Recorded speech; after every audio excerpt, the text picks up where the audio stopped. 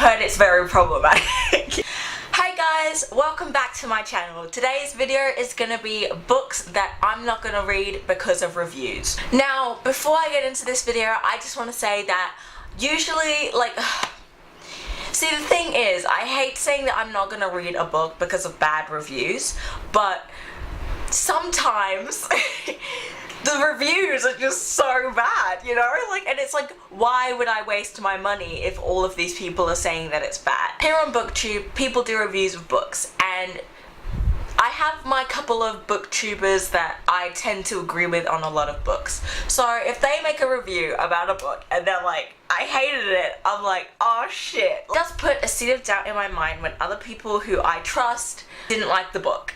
But again, that doesn't stop me from trying to like a book. However, there are some cases, these cases, in which I just said, never mind. The first book on my list is Zenith by Sasha Alsberg and Lindsay Cummings. So I'm trying to explain this book without reading this whole thing, because on Goodreads, the description is so freaking long. Okay, pretty much in this book,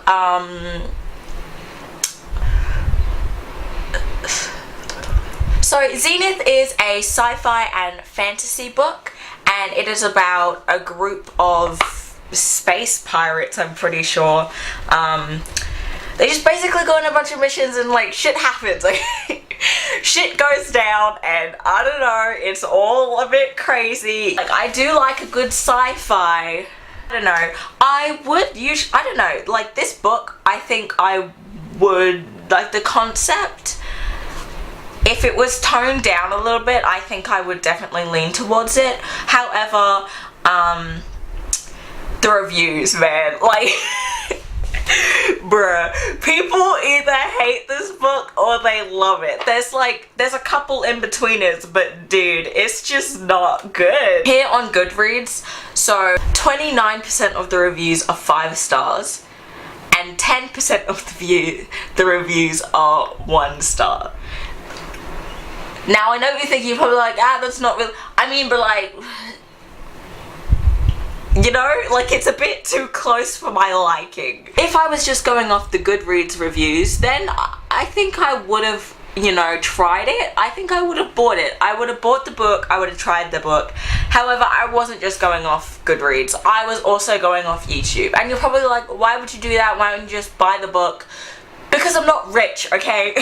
I'm not rich, and the one thing I hate most about buying books is that you never know if it's gonna be good, which means I could be wasting my money on a shitty book. So I'm sorry, but I'm gonna go on YouTube, I'm gonna look up those reviews, see if people liked it or not, and then decide, and that's just the tea. After I formally decided that I was definitely not gonna buy the book and just not gonna read it, I did end up watching spoiler reviews, and it just sounded a bit like a mess. There were good things said about the book, like the concept, like I talked about. I think that everyone liked the concept of the book, it just wasn't executed very well. The next book on my list is Emergency Contact by Mary H.K. Cho? I'm sorry, I really hope I didn't butcher that. So pretty much what this book is these two characters, they swap phone numbers and they become each other's emergency contact. So they just talk about shit. As they're communicating, again, like I said, they become each other's emergency contact. They become inseparable, I'm pretty sure it said something about that. They share their deepest anxieties and secret dreams without the humiliating weirdness of having to see each other. Okay, so I read this and I was like,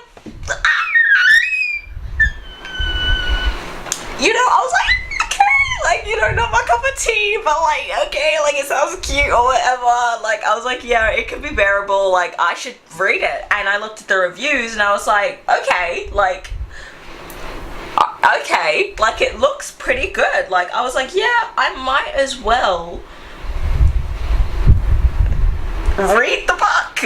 But If you're anything like me, you have that little tingle, you know, when you see a book and you're like, I should read it, and you get that little, you're wasting your money tingle, you know what I mean? That it's not gonna be good tingle. So anyway, I got that tingle and I was like, shit, I'm gonna do some digging, you know what I mean? I'm gonna read these reviews. What are people thinking? So I was looking through these 1-star reviews, and you know, I just read like the first line, because some people don't put that they have spoilers in their review, and then you read the review and you're like, shit, I just read the whole book. So I just read the top line, and most people's concern and problem with the book is the characters, which the main characters, which is a big red flag. Because why are you having problems with the main character? But a lot of people were saying that the characters were unlikable, that they were just flat characters, that the writing was there, but the character like profiling and the characters were just not. So I was like, damn. Now, if you're one of those people who read the book just for the plot, then I think you do you, but I don't think I can read this book due to the reviews saying how bad the characters were. So you know how I did. I went on YouTube and I was like, oh, what's the tea, sis? I formally decided that I was not gonna read this book. I went onto the spoiler ones. Boy, did people hate these characters. Apparently they're judgy, slightly racist. It's just not good. Apparently.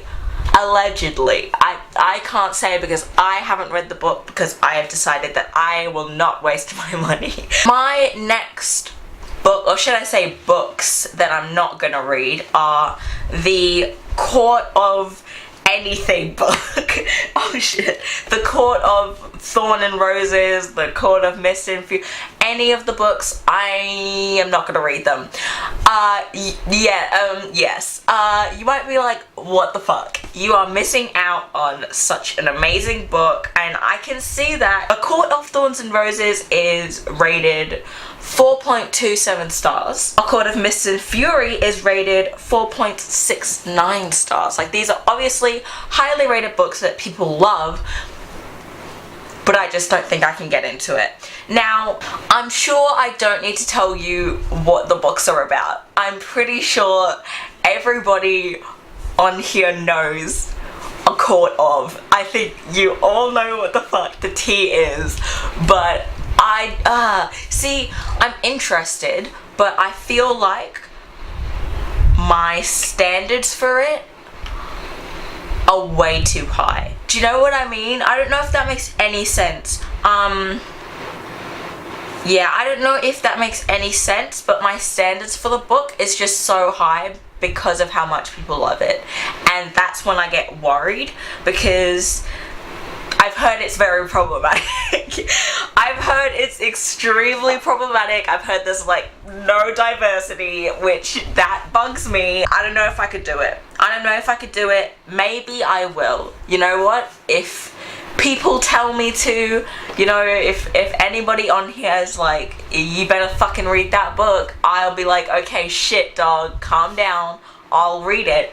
But other than that, my expectations are too high, and I feel like, don't want to say this, I feel like she can't give me what I want.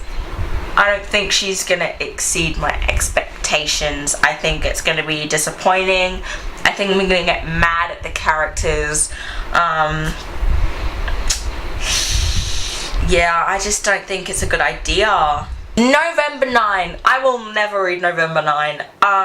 The premise, you fucking can't be on this platform and like already and not know the hype surrounding November 9 and like the controversy surrounding November 9 and how he like burnt her house down or something like that. I don't know why it has such a good rating on here, but I've heard shit about this book.